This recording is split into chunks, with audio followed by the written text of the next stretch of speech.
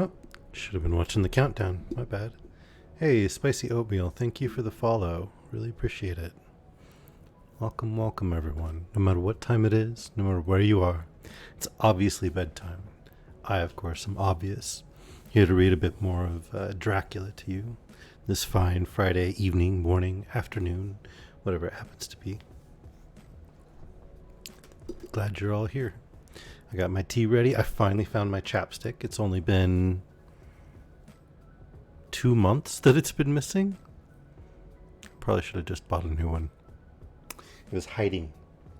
It's hiding inside my computer case. Hey, Harpy. Good to see you. I think this is the first time I've actually seen you in the chat. But sounds like a good time to tune in. You can lay down in bed and listen to a bedtime story and fall asleep and dream of vampires. Right? I don't know.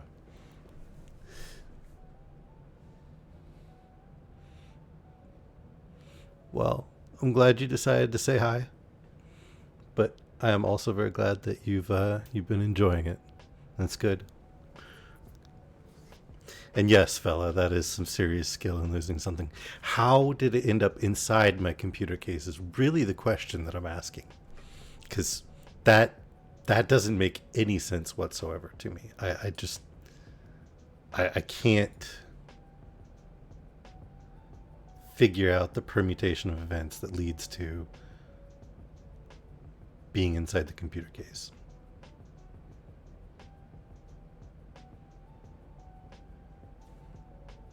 It just blows my mind. I got absolutely nothing.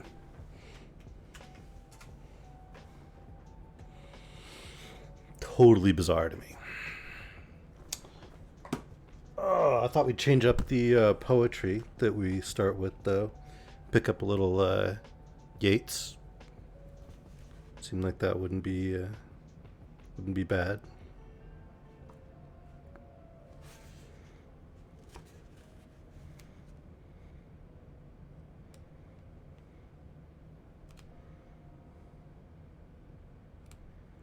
See what we got here.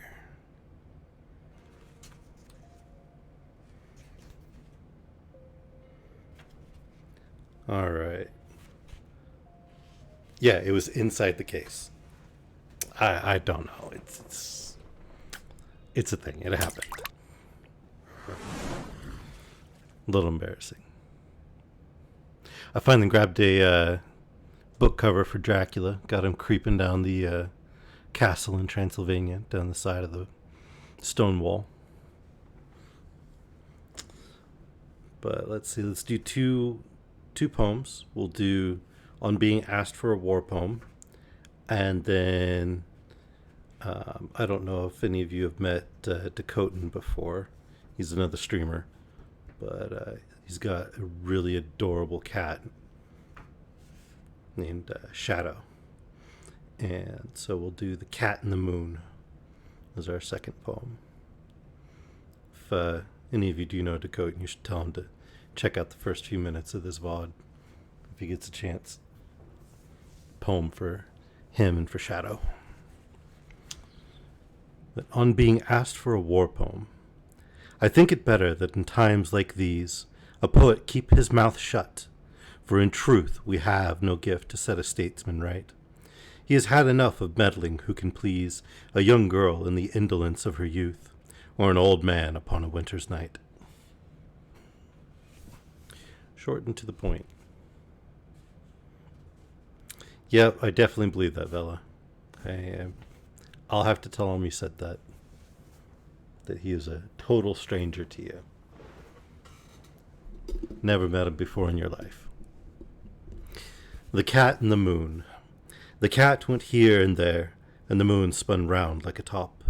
And the nearest kin of the moon, the creeping cat, looked up. Black Minalouche stared at the moon, for wander and wail as he would, the pure cold light in the sky troubled his animal blood. Minalouche runs in the grass, lifting his delicate feet. Do you dance, Minalouche? Do you dance? when two close kindred meet. What better than call a dance? Maybe the moon may learn, tired of that courtly fashion, a new dance turn. Minalush creeps through the grass, from moonlit place to place. The sacred moon overhead has taken a new phase. Does Minalush know that his pupils will pass from change to change, and that from round to crescent, from crescent to round they range? Minalush creeps through the grass, alone, important and wise, and lifts to the changing moon his changing eyes.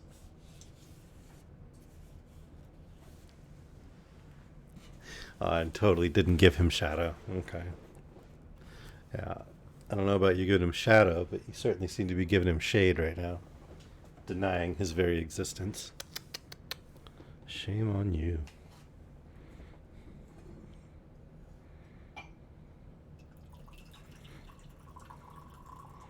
By the way, I'm teasing Vela, and she's joking because I believe that she and Dakotan have known each other for a considerable amount of time.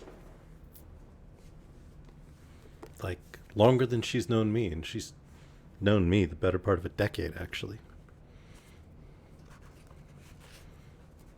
So, quite a long time. Now, the Demeter had arrived on the wings of the storm, with the captain strapped by his own hand to the wheel, guiding it into harbor at last. And he had strapped the crucifix and the rosary to his hand in an attempt to safeguard his soul from the monster on board. The monster, of course, being Dracula, who had taken the men one by one on the voyage from Transylvania to England, with the captain the last to perish about, I think they said, like 2 days out from shore.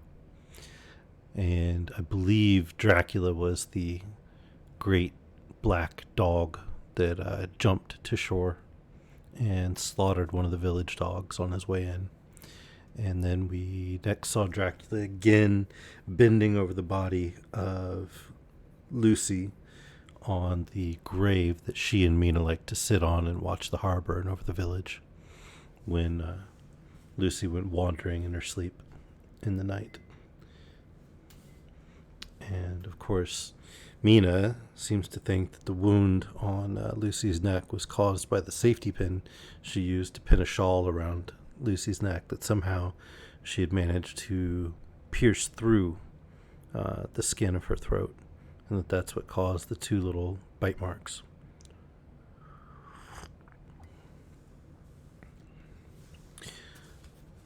All right, so... Oh, and Mina had just received word from some sort of convent or possible insane asylum run by nuns that Jonathan Harker, her fiance, had shown up at last and been discovered, but he was out of his mind at first for a good 6 weeks or so, and that's why there was no word, no communication. So it seems like he might have escaped from Dracula's castle after all. And we'll rejoin with a letter from Mina Harker to Lucy Westinra, Budapest, 24th August. My dearest Lucy, I know you will be anxious to hear all that has happened since we parted at the railway station at Whitby. Well, my dear, I got to Hull all right, and caught the boat to Hamburg, and then the train on here. I feel that I can hardly recall anything of the journey, except that I knew I was coming to Jonathan, and that as I should have to do some nursing, I had better get all the sleep I could. I found my dear one, oh so thin and pale and weak-looking. All the resolution has gone out of his dear eyes, and that quiet dignity, which I told you was in his face, has vanished. He's only a wreck of himself, and he does not remember anything that has happened to him for a long time past. At least, he wants me to believe so, and I shall never ask. He has had some terrible shock, and I fear it might tax his poor brain if he were to try to recall it. Sister Agatha, who is a good creature and a born nurse, tells me that he raved of dreadful things whilst he was off his head. I wanted her to tell me what they were, but she would only cross herself, and say that she would never tell, that the ravings of the sick were the secrets of God, and that if a nurse, through her vocation, should hear them, she should respect her trust. She is a sweet, good soul, and the next day, when she saw I was troubled, she opened up the subject again, and after saying that she could never mention what my poor dear raved about, added, I can tell you this much, my dear, that it was not about anything which he has done wrong himself, and you, as his wife-to-be, have no cause to be concerned. He has not forgotten you or what he owes to you. His fear was of great and terrible things, which no mortal can treat of. I do believe the dear soul thought I might be jealous, lest my poor dear should have fallen in love with any other girl. The idea of my being jealous about Jonathan. And yet, my dear, let me whisper, I felt a thrill of joy through me when I knew that no other woman was a cause of trouble. I am sitting by his bedside, where I can see his face while he sleeps. He's waking. When he woke, he asked me for his coat, as he wanted to get something from the pocket. I asked Sister Agatha, and she brought all his things. I saw that amongst them was his notebook, and was going to ask him to let me look at it, for I knew then that I might find some clue to his trouble. But I suppose he must have seen my wish in my eyes, for he sent me over to the window, saying he wanted to be quite alone for a moment. Then he called me back, and when I came, he had his hand over the notebook, and he said to me very solemnly, Wilhelmina. I knew then that he was in deadly earnest, for he has never called me by that name since he asked me to marry him. You know, dear, my ideas of the trust between husband and wife. There should be no secret, no concealment. I've had a great shock, and when I try to think of what it is, I feel my head spin round, and I do not know if it was all real or the dreaming of a madman. You know I have had brain fever, and that is to be mad. The secret is here, and I do not want to know it.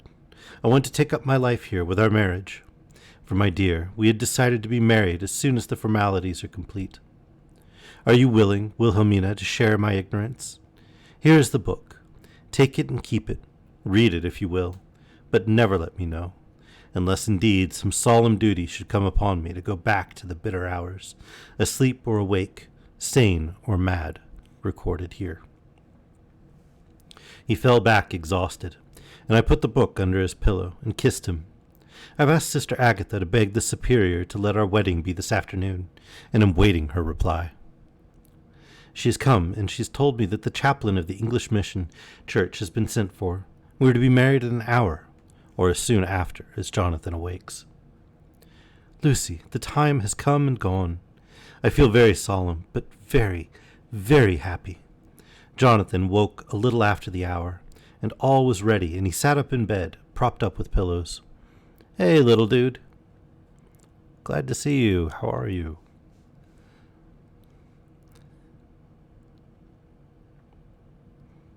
He answered his I will firmly and strongly. I could hardly speak. My heart was so full that even those words seemed to choke me. The dear sisters were so kind. Please God, I shall never, never forget them, nor the grave and sweet responsibilities I have taken upon me. I must tell you of my wedding present. When the chaplain and the sisters had left me alone with my husband. Oh, Lucy, it's the first time I have written the words, my husband. Left me alone with my husband. I took the book from under his pillow, and wrapped it up in white paper, and tied it with a little bit of pale blue ribbon, which was round my neck, and sealed it over the knot with sealing wax. And for my seal I used my wedding ring. Then I kissed it and showed it to my husband, and told him that I would keep it so, and that then it would be an outward and visible sign for us all our lives that we trusted each other, and that I would never open it unless it were for his own dear sake, or for the sake of some stern duty. Then he took my hand in his, and oh, Lucy, it was the first time he took his wife's hand, and said it was the dearest thing in all the wide world, and that he would go through all the past again to win it, if need be. The poor dear meant to have said a part of the past, but he cannot think of time yet, and I shall not wonder if at first he mixes up not only the month, but the year. Well, my dear, what could I say? I could only tell him that I was the happiest woman in all the wide world, and that I had nothing to give him except myself, my life, and my trust. and that with these went my love and duty for all the days of my life. And my dear, when he kissed me and drew me to him with his poor weak hands, it was like a very solemn pledge between us. Lucy, dear, do you know why I tell you all this? It is not only because it is all sweet to me, but because you have been, and are, very dear to me. It was my privilege to be your friend, and guide when you came from the schoolroom to prepare for the world of life. I want you to see now, and with the eyes of a very happy wife, whither duty has led me, so that in your own married life you too may be all happy as I am. My dear, please Almighty God, your life may be all it promises, a long day of sunshine, with no harsh wind, no forgetting duty, no distrust. I must not wish you no pain, for that can never be, but I do hope you will be always as happy as I am now. Goodbye, my dear. I shall post this at once, and perhaps write you very soon again. I must stop, for Jonathan is waking. I must attend to my husband. Your ever-loving Mina Harker.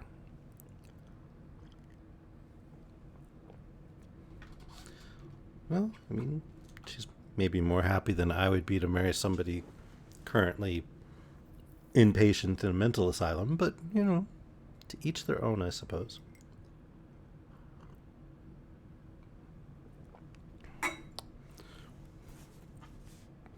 Letter. Lucy Westenra to Mina Harker. Whitby, 30 August.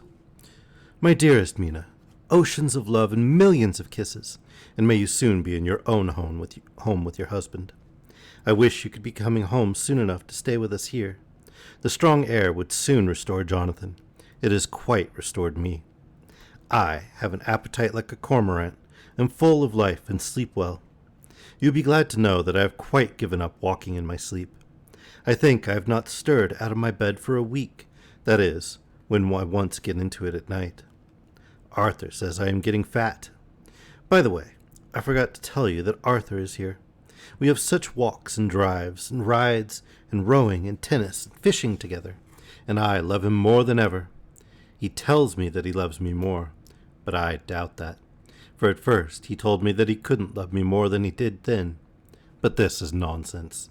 There he is, calling to me. So no more just at present, from your loving Lucy.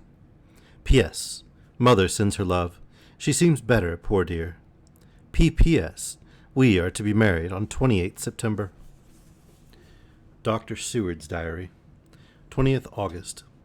The case of Renfield grows even more interesting. He is now so far quieted that there are spells of cessation from his passion. For the first week after his attack, he was perpetually violent. Then, one night, just as the moon rose, he grew quiet and kept murmuring to himself, "Now I can wait. Now I can wait." The attendant came to tell me, so I ran down at once to have a look at him. He was still in the straight waistcoat and in the padded room, but the suffused look had gone from his face, and his eyes had something of their old pleading, I might almost say cringing softness. I was satisfied with his present condition, and directed him to be relieved. The attendants hesitated, but finally carried out my wishes without protest. It was a strange thing that the patient had humor enough to see their distrust, for, coming close to me, he said in a whisper, all the while looking furtively at them, "They think I could hurt you. Fancy me hurting you, the fools." It was soothing somehow to the feelings to find myself dissociated even in the mind of this poor madman from the others, but all the same I do not follow his thought. Am I to take it that I have anything in common with him, so that we are, as it were, to stand together, or is he to gain from me some good so stupendous that my well-being is needful to him? I must find out later on. Tonight he will not speak. Even the offer of a kitten, or even a full-grown cat, will not tempt him. He will only say, "I don't take any stock in cats. I have more to think of now, and I can wait. I can wait." After a while I left him. The attendant tells me that he was quiet until just before dawn, and that then he began to get uneasy, and at length violent, until at last he fell into a paroxysm which exhausted him so that he swooned into a sort of a coma. 3 nights has the same thing happened. Violent all day, then quiet from moonrise to sunrise. I wish I could get some clue to the cause. It would almost seem as if there was some influence which came and went. Happy thought. We shall tonight play sane wits against mad ones. He escaped before without our help. Tonight he shall escape with it. We shall give him a chance, and have the men ready to follow in case they are required. 23rd August. The unexpected always happens. How well Disraeli knew life. Our bird, when he found the cage open, would not fly, so all our subtle arrangements were for naught. At any rate, we have proved one thing, that the spells of quietness last a reasonable time. We shall in future be able to ease his bonds for a few hours each day. I have given orders to the night attendant merely to shut him in the padded room, when once he is quiet, until an hour before sunrise. The poor soul's body will enjoy the relief, even if his mind cannot appreciate it. Hark! The unexpected again. I'm called. The patient has once more escaped. Later, another night adventure.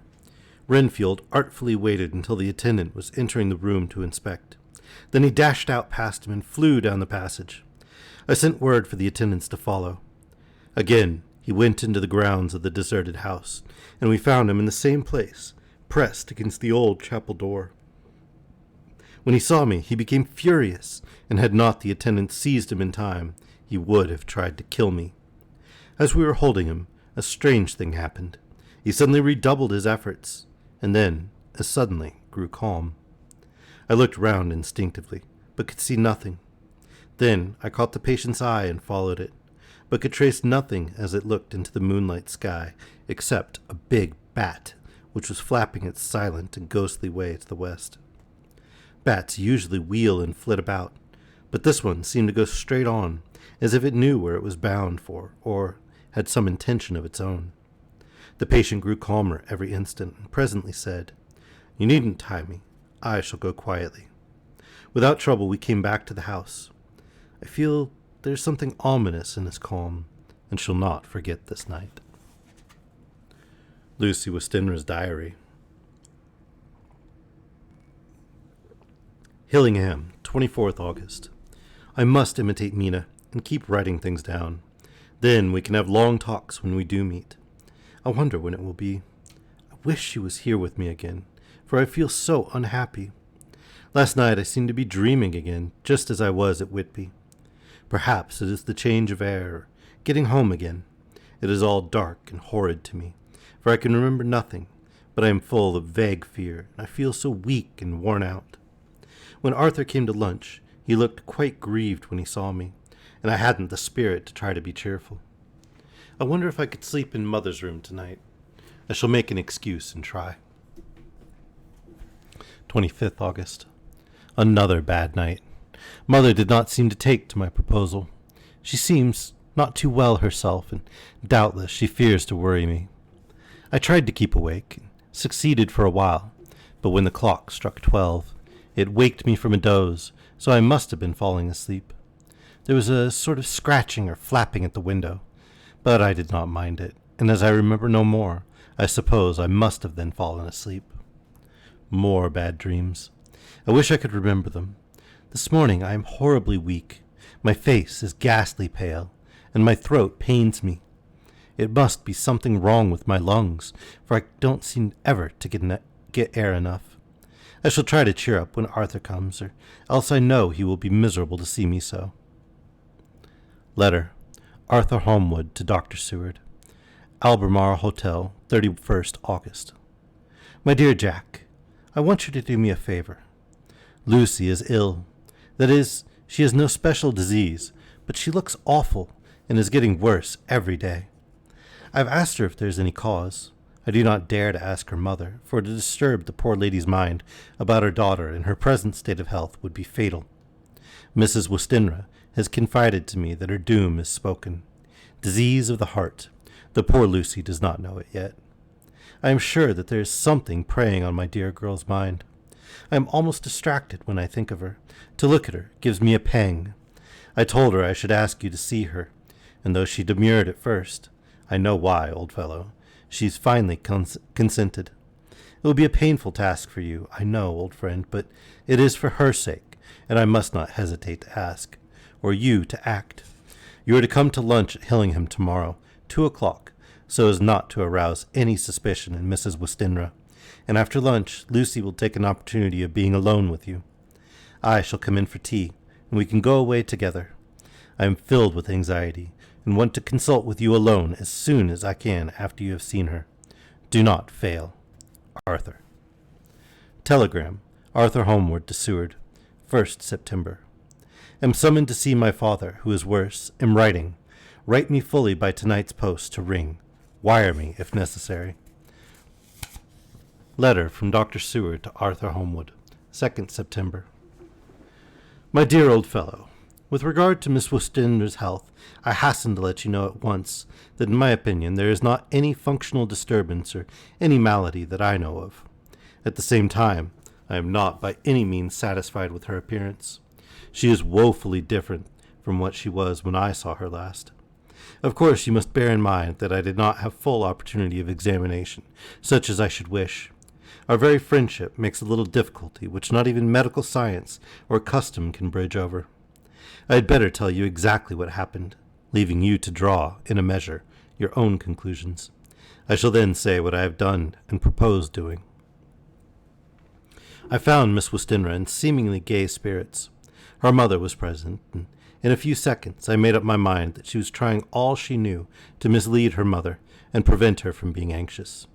I have no doubt she guesses, if she does not know, what need of caution there is.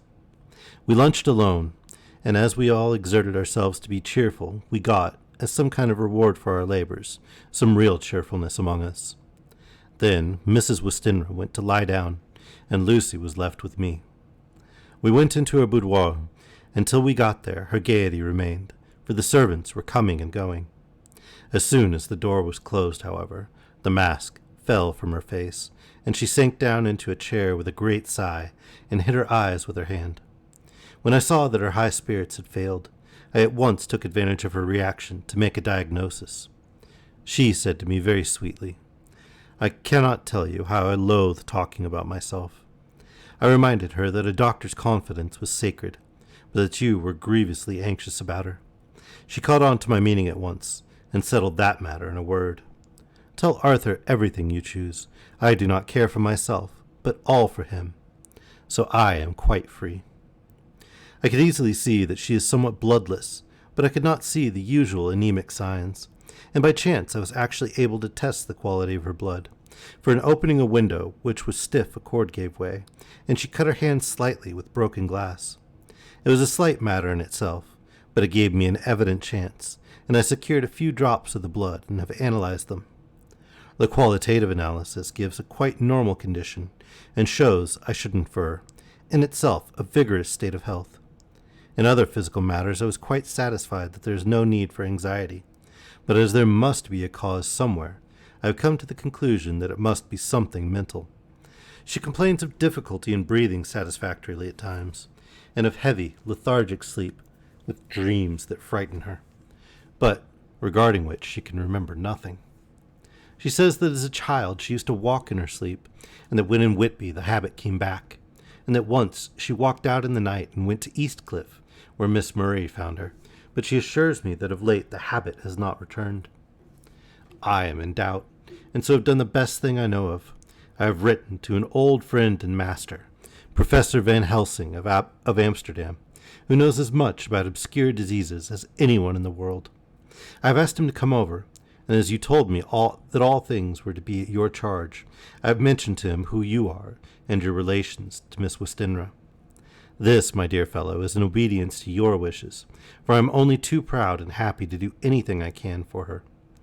Van Helsing would, I know, do anything for me for a personal reason, so, no matter on what ground he comes, we must accept his wishes. He is a seemingly arbitrary man, but this is because he knows what he is talking about better than anyone else. He is a philosopher and a metaphysician, and one of the most advanced scientists of his day, and he has, I believe, an absolutely open mind. This, with an iron nerve, a temper of the ice brook, an indomitable resolution, self-command, and toleration exalted from virtues to blessings, and the kindliest and truest heart that beats. These form his equipment for the noble work that he is doing for mankind. Work both in theory and practice, for his views are as wide as his all-embracing sympathy. I tell you these facts that you may know why I have such confidence in him. I have asked him to come at once. I shall see Miss Westenra tomorrow again. She is to meet me at the stores, so that I may not alarm her mother by too early a repetition of my call. Yours always, John Seward. Letter. Abraham Van Helsing, M.D., D.Ph., D.Lit, etc., etc., to Dr. Seward, 2nd September. My good friend, when I have received your letter, I am already coming to you. By good fortune, I can leave just at once, without wrong to any of those who have trusted me. Were fortune other, then it were bad for those who had trusted, for I come to my friend when he called to me to aid those he holds dear. Tell your friend that when that time you sucked from my wound so swiftly the poison of the gangrene from that knife that our other friend, too nervous, let slip, you did more for him when he wants my aids, and you call for them, than all his great fortune could do. But it is pleasure added to do for him, your friend. It is to you that I come. It's got kind of an odd, stilted way of speech. Have then rooms for me at the Great Eastern Hotel, so that I may be near to hand.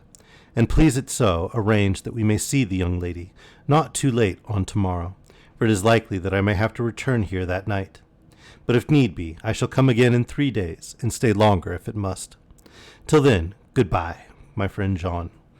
Van Helsing. Letter. Dr. Seward to Honorable Arthur Holmwood, 3rd September. My dear Art, Van Helsing is come and gone. He came on with me to Hillingham, and found that, by Lucy's discretion, her mother was lunching out, so that we were alone with her. Van Helsing made a very careful examination of the patient. He is to report to me, and I shall advise you, for of course I was not present all the time. He is, I fear, much concerned, but says he must think. When I told him of our friendship, and how you trust to me in the matter, he said, You must tell him all you think. Tell him what I think, if you can guess it, if you will. Nay, I am not jesting. This is no jest, but life and death, perhaps more. I asked what he meant by that, for he was very serious. This was when we had come back to town, and he was having a cup of tea before starting on his return to Amsterdam. He would not give me any further clue. You must not be angry with me, Art, because his very reticence means that all his brains are working for her good. He will speak plainly enough when the time comes, be sure. So I told him I would simply write an account of our visit, just as if I were doing a descriptive special article for the Daily Telegraph. He seemed not to notice, but remarked that the smuts in London were not quite so bad as they used to be when he was a student here. I am to get his report tomorrow if he can possibly make it. In any case, I am to have a letter. Well, as to the visit. Lucy was more cheerful than on the day I first saw her, and certainly looked better. She had lost something of the ghastly look that so upset you, and her breathing was normal. She was very sweet to the professor, as she always is, and tried hard to make him feel at ease, though I could see that the poor girl was making a hard struggle for it. I believe Van Helsing saw it too, for I saw the quick look under his bushy brows that I knew of old. Then he began to chat of all things except ourselves and diseases, and with such an infinite geniality that I could see poor Lucy's pretense of animation merge into reality. Then, without any seeming change, he brought the conversation gently round to his visit, and suavely said, My dear young miss, I have the so great pleasure because you are so much beloved. That is much, my dear. Ever were there that which I do not see. They told me you were down in the spirit, and that you were of a ghastly pale. To them, I say, poof, and he snapped his fingers at me and went on. But you and I shall show them how wrong they are. How can he, and he pointed at me with the same look and gesture as that with which he once pointed me out to his class, on, or rather after, a particular occasion which he never fails to remind me of, know anything of a young lady's. He has his madmen to play with, and to bring them back to happiness and to those that love them. It is much to do, and oh, but there are rewards, in that we can bestow such happiness. But the young ladies, he has no wife nor daughter, and the young do not tell themselves to the young, but to the old like me, who have known so many sorrows and the causes of them. So, my dear, we will send him away to smoke the cigarette in the garden, whilst you and I have little talk all to ourselves. I took the hint and strolled about, and presently the professor came to the window and called me in. He looked grave, but said, I have made careful examination, but there is no functional cause. With you I agree that there has been much blood lost. It has been, but is not. But the conditions of her are in no way anemic. I have asked her to send me her maid, that I may ask just 1 or 2 questions, that so I may not chance to miss nothing. I know well what she will say, and yet there is cause. There is always cause for everything. I must go back home and think. You must send to me the telegram every day, and if there be cause I shall come again. The disease, for not to be all well is a disease, interests me, and the sweet young dear, she interests me too. She charmed me, and for her, if not for you or disease, I come. As I tell you, he would not say a word more, even when we were alone. And so now, Art, you know all I know. I shall keep stern watch. I trust your poor father is rallying. It must be a terrible thing to you, my dear old fellow, to be placed in such a position between 2 people who are both so dear to you. I know your idea of duty to your father, and you are right to stick to it. But, if need be, I shall send you word to come at once to Lucy, so do not be over-anxious unless you hear from me.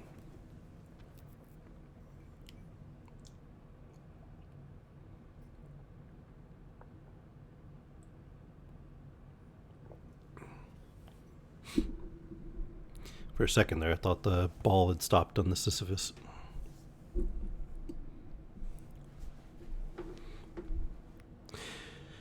Dr. Seward's Diary. 4th September. Zoophagus patient still keeps up our interest in him.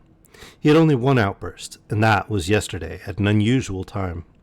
Just before the stroke of noon, he began to grow restless. The attendant knew the symptoms, and at once summoned aid. Fortunately, the men came at a run, and we were just in time, for at the stroke of noon he became so violent that it took all their strength to hold him. In about 5 minutes, however, he began to get more and more quiet, and finally sank into a sort of melancholy, in which state he has remained up to now. The attendant tells me that his screams whilst in the paroxysm were really appalling. I found my hands full when I got in, attending to some of the other patients who were frightened by him. Indeed, I can quite understand the effect, for the sounds disturbed even me, though I was some distance away. It is now after the dinner hour of the asylum, and as yet my patient sits in a corner brooding, with a dull, sullen, woe-begone look in his face, which seems rather to indicate than to show something directly. I cannot quite understand it. Later, another change in my patient. At 5 o'clock I looked in on him, and found him seemingly as happy and contented as he used to be. He was catching flies and eating them, and was keeping note of his capture by making nail marks on the edge of the door between the ridges of padding. When he saw me, he came over and apologized for his bad conduct, and asked me, in a very humble, cringing way, to be led back to his own room and to have his notebook again. I thought it well to humor him, so he is back in his room with the window open. He has the sugar of his tea spread out on the window-sill, and is reaping quite a harvest of flies. He is not now eating them, but putting them into a box as of old, and he is already examining the corners of his room to find a spider. I tried to get him to talk about the past few days, for any clue to his thoughts would be of immense help to me, but he would not rise. For a moment or 2 he looked very sad, and said, in a sort of far-away voice, as though saying it rather to himself than to me, "All over. All over. He has deserted me. No hope for me now, unless I do it for myself." Then suddenly, turning to me in a resolute way, he said, "Doctor, won't you be very good to me and let me have a little more sugar? I think it would be good for me." "And the flies?" I said. "Yes, the flies like it too, and I like the flies. Therefore I like it. And there are people who know so little as to think that madmen do not argue. I procured him a double supply, and left him as happy a man as, I suppose, any in the world. I wish I could fathom his mind. Midnight. Another change in him. I had been to see Miss Westenra, whom I found much better, and had just returned, and was standing at our own gate looking at the sunset, when once more I heard him yelling. As his room is on this side of the house, I could hear it better than in the morning. It was a shock to me to turn from the wonderful smoky beauty of a sunset over London, with its lurid lights and inky shadows, and all the marvelous tints that come on foul clouds, even as on foul water, and to realize all the grim sternness of my own cold stone building, with its wealth of breathing misery, and my own desolate heart to endure it all. I reached him just as the sun was going down, and from his window saw the red disk sink. As it sank, he became less and less frenzied, and just as it dipped, he slid from the hands that held him, an inert mass on the floor. It is wonderful, however, what intellectual recuperative power lunatics have, for within a few minutes he stood up quite calmly and looked around him. I signaled to the attendants not to hold him, for I was anxious to see what he would do. He went straight over to the window and brushed out the crumbs of sugar. Then he took his fly box and emptied it outside, threw away the box. Then he shut the window, and crossing over, sat down on his bed. All this surprised me, so I asked him, "Are you not going to keep flies any more?" "No," said he. "I'm sick of all that rubbish." He certainly is a wonderfully interesting study. I wish I could get some glimpse of his mind, or of the cause of his sudden passion. Stop. There may be a clue after all, if we can find why today his paroxysm came on at high noon and at sunset.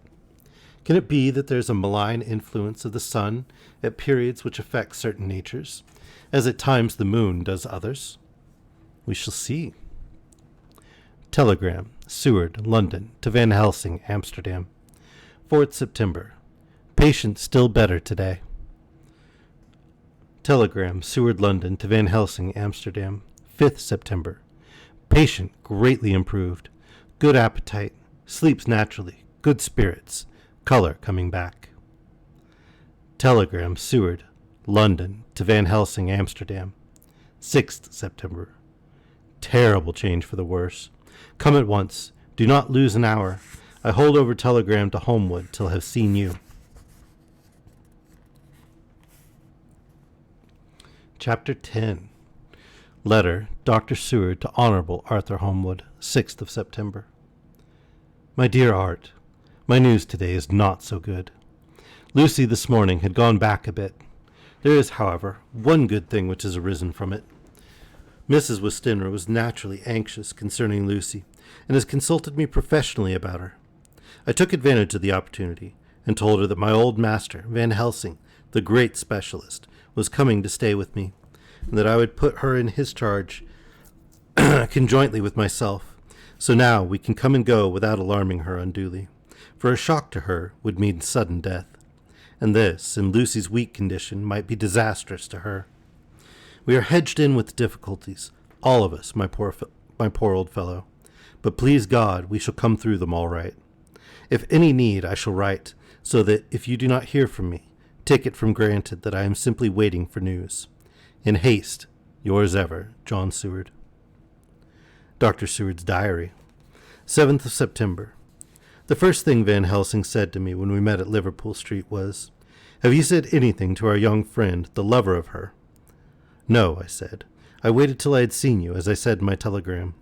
I wrote him a letter simply telling him that you were coming, as Miss Westenra was not so well, and that I should let him know if need be." "Right, my friend," he said, "quite right. Better he not know as yet. Perhaps he shall never know. I pray so, but if it be needed, then he shall know all. And my good friend John, let me caution you. You deal with the madmen. All men are mad in some way or the other, and inasmuch as you deal discreetly with your madmen, so deal with God's madmen too, the rest of the world. You tell not your madmen what you do, nor why you do it. You tell them not what you think. So you shall keep knowledge in its place, where it may rest, where it may gather its kind around it and breed. You and I shall keep as yet what we know here and here." He touched me on the heart and on the forehead, and then touched himself the same way. I have for myself thoughts at the present. Later, I shall unfold to you. Why not now? I asked. It may do some good. We may arrive at some decision.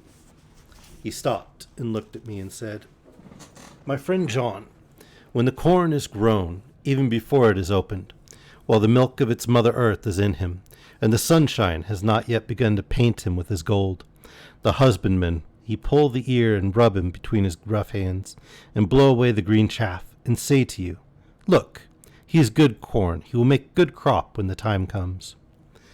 I did not see the application, and told him so. For reply, he reached over and took my ear in his hand, and pulled it playfully, as he used long ago to do at lectures, and said, The good husbandman tell you so, then because he knows, but not till then. But you do not find the good husbandman dig up his planted corn to see if he grow. That is for the children who play at husbandry, and not for those who take it as the work of their life. See you now, friend John? I have sown my corn, and nature has her work to do in making it sprout, if he sprout at all. There's some promise, and I wait till the ear begins to swell. He broke off, for he evidently saw that I understood. Then he went on, and very gravely, You were always a careful student, and your casebook was ever more full than the rest. You were only student then. Now you are master, and I trust that good habit have not failed. Remember, my friend, that knowledge is stronger than memory, and we should not trust the weaker. Even if you have not kept the good practice, let me tell you that this case of our dear miss is one that may be, mind, I say may be, of such interest to us and others that all the rest may not make him kick the beam, as your people say. Take then good note of it. Nothing is too small, I counsel you. Put down in record even your doubts and surmises. Hereafter it may be of interest to you to see how true you guess. We learn from failure, not from success. When I described Lucy's symptoms, the same as before, but infinitely more marked, he looked very grave, but said nothing. He took with him a bag in which were many instruments and drugs, the ghastly paraphernalia of our beneficial trade, as he once called in one of his lectures, the equipment of a professor of the healing craft. When we were shown in, Mrs. Westenra met us. She was alarmed, but not nearly so much as I expected to find her. Nature, in one of her beneficent moods, has ordained that even death has some antidote to its own terrors. Here, in a case where any shock may prove fatal, matters are so ordered that from some cause or other, the things not personal, even the terrible change in her daughter to whom she is so attached, do not seem to reach her. It is something like the way Dame Nature gathers round a foreign body an envelope of some insensitive tissue which can protect from evil that which would otherwise harm by contact. If this be an ordered selfishness, then we should pause before we condemn anyone for the vice of egoism, for there may be deeper root for its causes than we have knowledge of. I used my knowledge of this phase of spiritual pathology, and laid down a rule that she should not be present with Lucy, or think of her illness more than was absolutely required. She assented readily, so readily that I saw again the hand of nature fighting for life. Van Helsing and I were shown up to Lucy's room. If I was shocked when I saw her yesterday, I was horrified when I saw her today. She was ghastly, chalkily pale. The red seemed to have gone even from her lips and gums, and the bones of her face stood out prominently. Her breathing was painful to see or hear. Van Helsing's face grew set as marble, and his eyebrows converged till they almost touched over his nose. Lucy lay motionless, and did not seem to have strength to speak, so for a while we were all silent. Then Van Helsing beckoned to me, and we went gently out of the room. The instant we had closed the door, he stepped quickly along the passage to the next door, which was open. Then he pulled me quickly in with him and closed the door. "My God," he said, "this is dreadful. There is no time to be lost. She will die for sheer want of blood to keep the heart's action as it should be. There must be transfusion of blood at once. Is it you or me?" "I am younger and stronger, Professor. It must be me." "Then get ready at once. I will bring up my bag. I am prepared." I went downstairs with him, and as we were going there was a knock at the hall door. When we reached the hall, the maid had just opened the door, and Arthur was stepping quickly in. He rushed up to me, saying in an eager whisper, "Jack, I was so anxious. I read between the lines of your letter and have been in agony. The dad was better, so I ran down here to see you for myself. Is not that gentleman Dr. Van Helsing? I'm so thankful to you, sir, for coming." When first the professor's eyes had lit upon him, he had been angry at his interruption at such a time. But now, as he took in his stalwart proportions and recognized the strong young manhood which seemed to emanate from him, his eyes gleamed. Without a pause he said to him gravely as he held out his hand, "Sir, you have come in time. You are the lover of our dear miss. She is bad, very, very bad. Nay, my child, do not go like that." For he suddenly grew pale and sat down in a chair, almost fainting. "You are to help her. You can do more than any that live, and your courage is your best help." "What can I do?" asked Arthur hoarsely. "Tell me, and I shall do it. My life is hers, and I would give the last drop of blood in my body for her." The professor has a strongly humorous side, and I could from old knowledge detect a trace of its origin in his answer. My young sir, I do not ask so much as that. Not the last." "What shall I do?" There was fire in his eyes, and his open nostril quivered with intent. Van Helsing slapped him on the shoulder. "Come," he said. "You are a man, and it is a man we want. You are better than me, better than my friend John." Arthur looked bewildered, and the professor went on by explaining in a kindly way. "Young miss is bad, very bad. She wants blood, and blood she must have, or die. My friend John and I have consulted, and we are about to perform what we call transfusion of blood, to transfer from full veins of one to the empty veins which pine for him. John was to give his blood, as he is the more young and strong than me." Here Arthur took my hand and wrung it hard in silence. "But now you are here. You are more good than us, old or young, who toil much in the world of thought. Our nerves are not so calm, and our blood not so bright than yours." Arthur turned to him and said, "If you only knew how gladly I would die for her, you would understand." He stopped, with a sort of choke in his voice. "Good boy," said Van Helsing. "And then not so far off, you will be happy that you have done all for her you love. Come now and be silent. You shall kiss her once before it is done, but then you must go, and you must leave at my sign. Say no word to madam. You know how it is with her. There must be no shock. Any knowledge of this would be one. Come." We all went up to Lucy's room. Arthur, by direction, remained outside. Lucy turned her head and looked at us, but said nothing. She was not asleep, but she was simply too weak to make the effort. Her eyes spoke to us, that was all. Van Helsing took some things from his bag and laid them on a little table out of sight. Then he mixed a narcotic, and coming over to the bed, said cheerily, "Now, little miss, here is your medicine. Drink it off like a good child. See, I lift you so that to swallow is easy."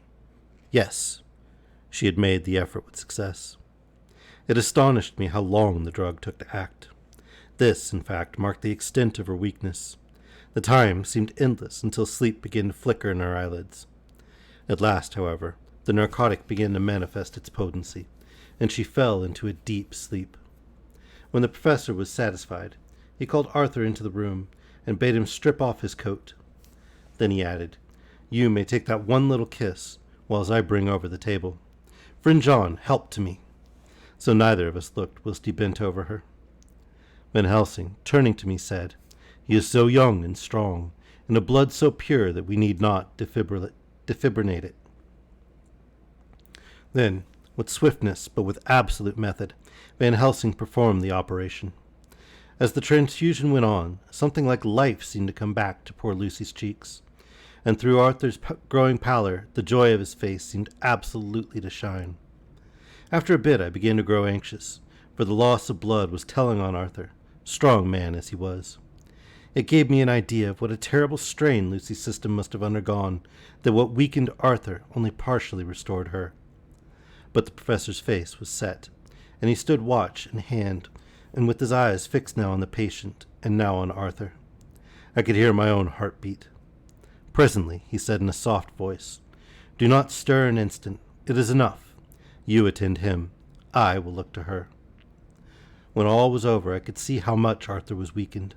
I dressed the wound and took his arm to bring him away, when Van Helsing spoke without turning round. The man seemed to have eyes in the back of his head. The brave lover, I think, deserve another kiss, which he shall have presently.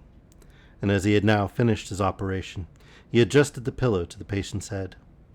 As he did so, the narrow black velvet band, which she seems always to wear round her throat, buckled like an old diamond buckle which her lover had given her, was dragged a little up, and showed a red mark on her throat. Arthur did not notice it, but I could hear the deep hiss of indrawn breath, which is one of Van Helsing's ways of betraying emotion. He said nothing at the moment, but turned to me, saying, "Now take down our brave young lover, give him of the port wine, and let him lie down a while. He must then go home and rest, sleep much and eat much, that he may be recruited of what he is so given to his love. He must not stay here. Hold a moment.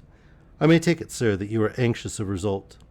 Then bring it with you that in all ways the operation is successful. You have saved her life this time, and you can go home and rest easy in mind that all that can be is. I shall tell her all when she is well. She shall love you none the less for what you have done. Goodbye." When Arthur had gone, I went back into the room. Lucy was sleeping gently, but her breathing was stronger. I could see the counterpane move as her breast heaved. By the bedside sat Van Helsing, looking at her intently. The velvet band again covered the red mark. I asked the professor in a whisper, "What do you make of that mark on her throat?" "What do you make of it?" "I have not examined it yet," I answered, and then and there proceeded to loose the band. Just over the external jugular vein there were 2 punctures, not large, but not wholesome looking. There was no sign of disease, but the edges were white and worn-looking, as if by some trituration. It at once occurred to me that this wound, or whatever it was, might be the means of that manifest loss of blood. But I abandoned the idea as soon as formed, for such a thing could not be. The whole bed would have been drenched to a scarlet with the blood which the girl must have lost to leave such a pallor as she had before the transfusion. "Well," said Van Helsing. "Well," said I can make nothing of it." The professor stood up. "I must go back to Amsterdam tonight," he said. "There are books and things which I want. You must remain here all the night, and you must not let your sight pass from her." "Shall I have a nurse?" I asked. "We are the best nurses, you and I. You keep watch all night. See that she is well fed and that nothing disturbs her. You must not sleep all the night. Later on we can sleep, you and I. I shall be back as soon as possible, and then we may begin." "May begin?" I said. "What on earth do you mean?" "We shall see," he answered, as he hurried out. He came back a moment later and put his head inside the door, and said, with warning finger held up, "Remember, she is your charge. If you leave her and harm befall, you shall not sleep easy hereafter."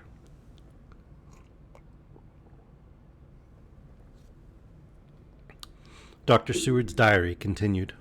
8th of September. I sat up all night with Lucy. The opiate worked itself off toward dusk, and she waked naturally. She looked a different being from what she had been before the operation. Her spirits even were good, and she was full of a happy vivacity, but I could see evidences of the absolute prostration which she had undergone. When I told Mrs. Westenra that Dr. Van Helsing had directed that I should sit up with her, she almost pooh-poohed the idea, pointing out her daughter's renewed strength and excellent spirits. I was firm, however, and made preparations for my long vigil.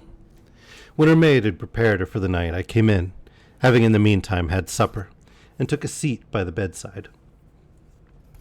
She did not in any way make objection, but looked at me gratefully whenever I caught her eye. After a long spell she seemed sinking off to sleep, but with an effort seemed to pull herself together and shook it off. This was repeated several times, with greater effort and with shorter pauses as the time moved on. It was apparent that she did not want to sleep, so I tackled the subject at once. "You do not want to sleep?" "No, I am afraid." "Afraid to go to sleep? Why so? It is the boon we all crave for." "Ah, not if you were like me, if sleep was to you a presage of horror.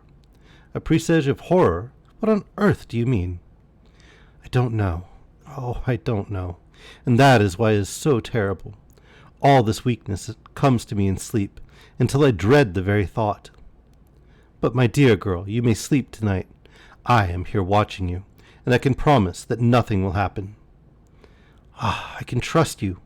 I seized the opportunity and said, I promise you that if I see any evidence of bad dreams, I will wake you at once. You will? Oh, will you really? How good you are to me. Then I will sleep. And almost at the word she gave a deep sigh of relief, and sank back asleep. All night long I watched by her. She never stirred, but slept on in a deep, tranquil, life-giving, health-giving sleep. Her lips were slightly parted, and her breast rose and fell with the regularity of a pendulum. There was a smile on her face, and it was evident that no bad dreams had come to disturb her peace of mind. In the early morning her maid came, and I left her in her care and took myself back home, for I was anxious about many things. I sent a short wire to Van Helsing and to Arthur, telling them of the excellent result of the operation. My own work, with its manifold arrears, took me all day to clear off. It was dark when I was able to inquire about my zoophagous patient. The report was good. He had been quiet for the past day and night. A telegram came from Van Helsing at Amsterdam, whilst I was at dinner, suggesting that I should be at Hillingham tonight, as it might be well to be at hand, and stating that he was leaving by the night mail, and would join me early in the morning. 9th September. I was pretty tired and worn out when I got to Hillingham. For 2 nights I had hardly had a wink of sleep, and my brain was beginning to feel that numbness which marks cerebral exhaustion. Lucy was up and in cheerful spirits. When she shook hands with me, she looked sharply in my face and said, "No sitting up tonight for you. You are worn out. I am quite well again. Indeed I am, and if there is to be any sitting up, it is I who will sit up with you." I would not argue the point, but went and had my supper. Lucy came with me, and enlivened by her charming presence, I made an excellent meal, and had a couple glasses of the more than excellent port. Then Lucy took me upstairs and showed me a room next to her own, where a cozy fire was burning. "Now," she said, "you must stay here. I shall leave this door open, and my door too. You can lie on the sofa, for I know that nothing would induce any of you doctors to go to bed whilst there is a patient above the horizon. If I want anything, I shall call out, and you can come to me at once." I could not but acquiesce, for I was dog-tired, and could not have sat up had I tried. So, on her renewing her promise to call to me if she should want anything, I lay on the sofa and forgot all about everything. Lucy Westenra's diary. 9th of September. I feel so happy tonight. I've been so miserably weak that to be able to think and move about is like feeling sunshine after a long spell of east wind out of a steel sky. Somehow, Arthur feels very, very close to me. I seem to feel his presence warm about me. I suppose it is that sickness and weakness are selfish things, and turn our inner eyes and sympathy on ourselves, whilst health and strength give love rein, and in thought and feeling he can wander where he wills. I know where my thoughts are. If only Arthur knew. My dear, your ears must tingle as you sleep, as mine do waking. Oh, the blissful rest of last night. How I slept, with that dear, good Dr. Seward watching me. And tonight I shall not fear to sleep, since he is close at hand and within call. Thank everybody for being so good to me. Thank God.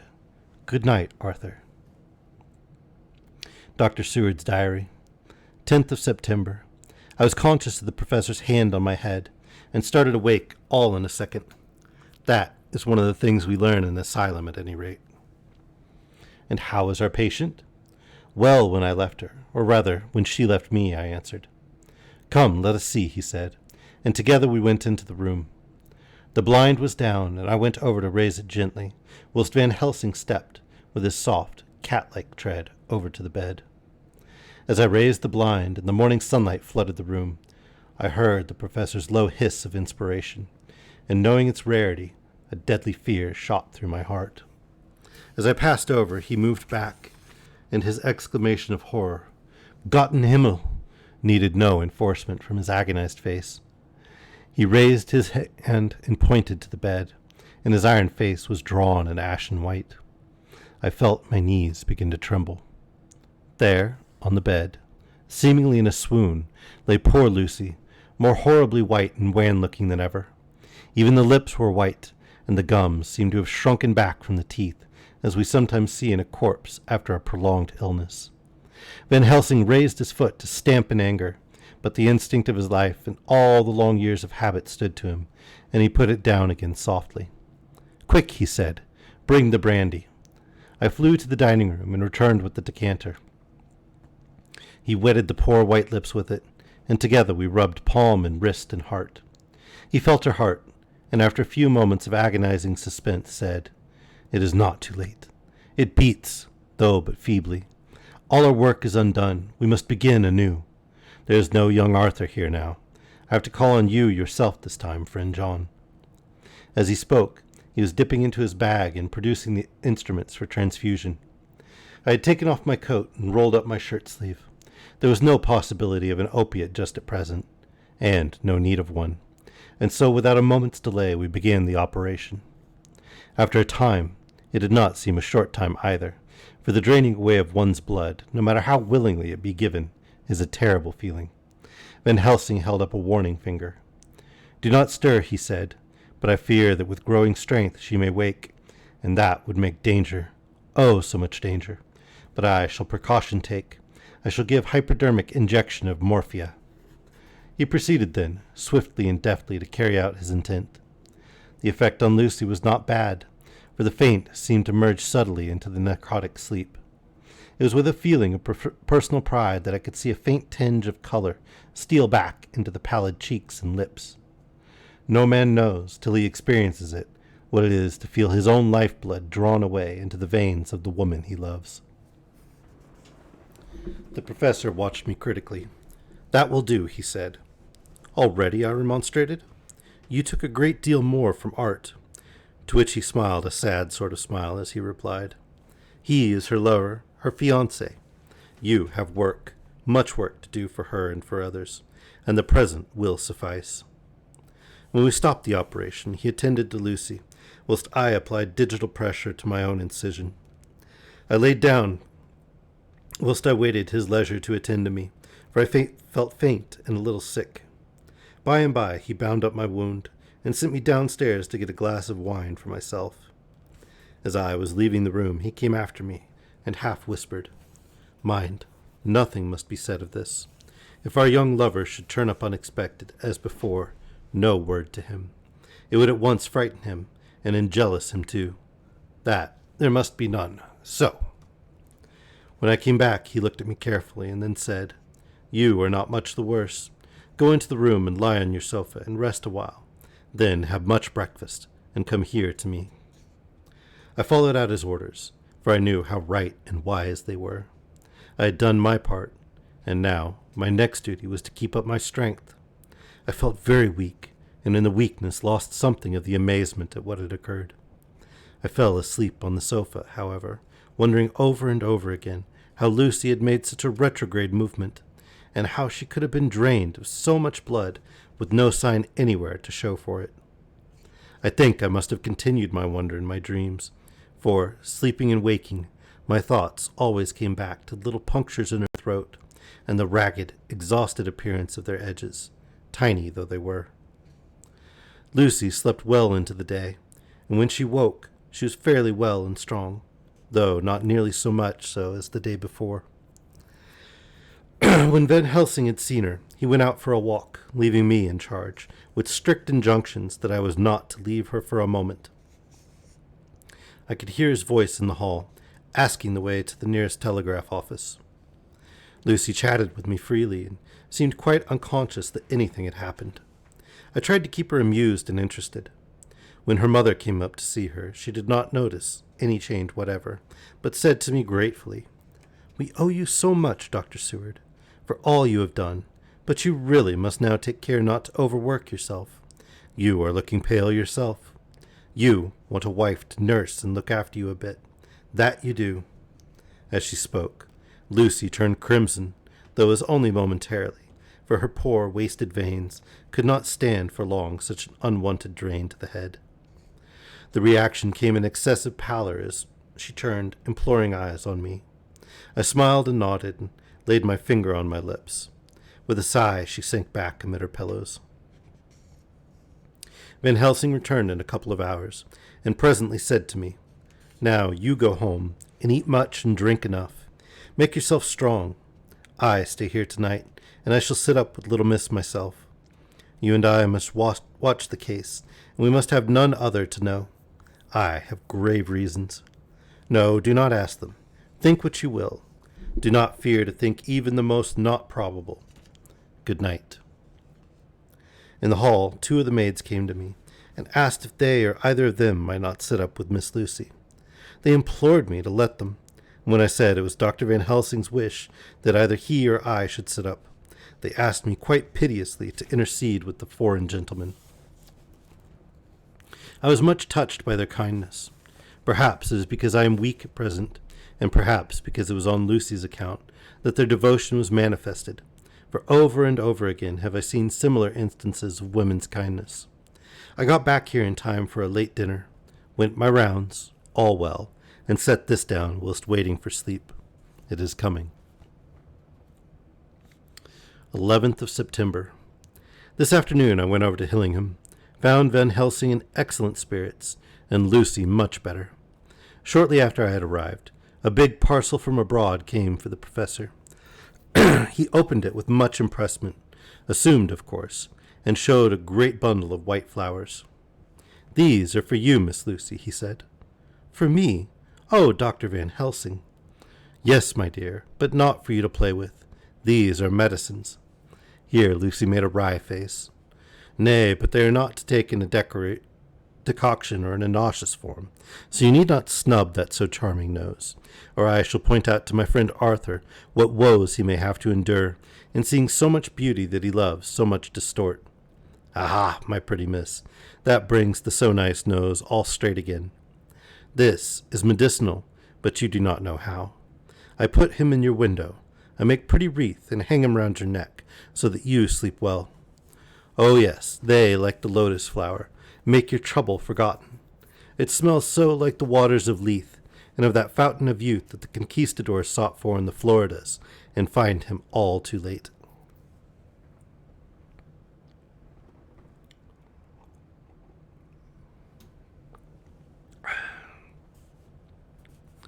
Whilst he was speaking, Lucy had been examining the flowers and smelling them. Now she threw them down, saying, with half laughter and half disgust, "Oh, Professor, I believe you are only putting up a joke on me. Why, these flowers are only common garlic." To my surprise, Van Helsing rose up and said with all his sternness, his iron jaw set and his bushy eyebrows meeting, "No trifling with me. I never jest. There is grim purpose in all I do, and I warn you that you do not thwart me. Take care for the sake of others, if not for your own." Then, seeing poor Lucy scared, as she might well be, he went on more gently. "Oh, little miss, my dear, do not fear me. I only do for your good. But there is much virtue to you in those so common flowers. See, I place them myself in your room. I make myself the wreath that you are to wear. But hush, no telling to others that make so inquisitive questions. We must obey, and silence is a part of obedience, and obedience is to bring you strong and well into loving arms that wait for you. Now, sit still a while. Come with me, friend John, and you shall help me deck the room with my garlic, which is all the way from Haarlem, where my friend Vanderpoel raised herb in his glass houses all the year. I had to telegraph yesterday, or they would not have been here." We went into the room, taking the flowers with us. The professor's actions were certainly odd, and not to be found in any pharmacopoeia that I ever heard of. First, he fastened up the windows and latched them securely. Next, taking a handful of the flowers, he rubbed them all over the sashes, as though to ensure that every whiff of air that might get in would be laden with the garlic smell. Then, with the wisp, he rubbed all over the jamb of the door, above, below, and at each side, and round the fireplace in the same way. It all seemed grotesque to me, and presently I said, Well, Professor, I know you always have a reason for what you do, but this certainly puzzles me. It is well we have no skeptic here, or he would say that you were working some spell to keep out an evil spirit. Perhaps I am, he answered quietly, as he began to make the wreath which Lucy was to wear around her neck. We then waited whilst Lucy made her toilet for the night, and when she was in bed, he came and himself fixed the wreath of garlic round her neck. The last words he said to her were, "Take care you do not disturb it, and even if the room feel close, do not tonight open the window or the door." "I promise," said Lucy, "and thank you both 1,000 times for all your kindness to me." Oh, what have I done to be blessed with such friends? As we left the house in my fly, which was waiting, Van Helsing said, "Tonight I can sleep in peace, and sleep I want. 2 nights of travel, much reading in the day between, and much anxiety on the day to follow, and a night to sit up without to wink. Tomorrow, in the morning, early, you call for me, and we come together to see our pretty miss, so much more strong for my spell, which I have to work. Ha ha!" He seemed so confident that I, remembering my own confidence 2 nights before, and with the baneful result, felt awe and vague terror. It must have been my weakness that made me hesitate to tell it to my friend, but I felt it all the more, like unshed tears. All right, and we will pick up chapter 11 tomorrow, I think. Although the stream will start later tomorrow. We're going to probably start 2 hours later than normal. So that would be 10 p.m. Pacific time, I believe.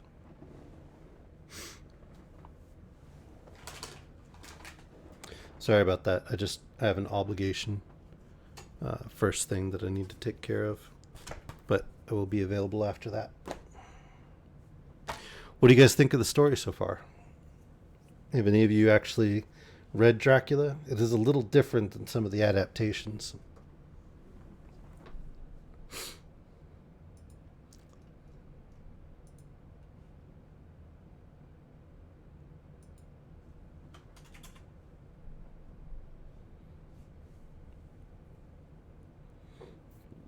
Or have I put everyone to sleep? It seems to be a hazard. People keep telling me that my voice is soothing and that listening to the reading makes them fall asleep. So maybe I'm speaking to a room full of people snoozing away.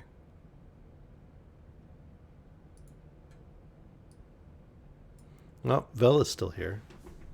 All right. That's one.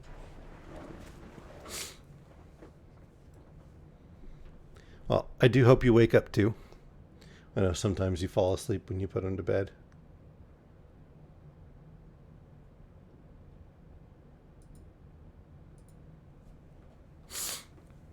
Oh, man.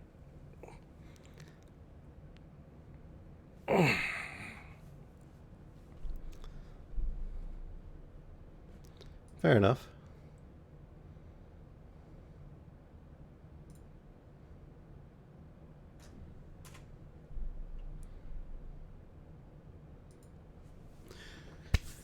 All right. Well, that is it for us for today. Looks like Dakotan's still streaming. Maybe we'll go raid him real quick. A couple of people. Thank you all for joining me. I hope you enjoy the story. And I look forward to seeing you guys tomorrow. Let's see if I can type the raid command correctly this time.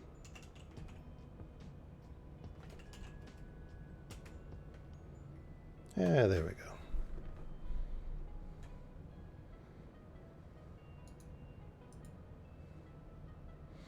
I'll go raid him.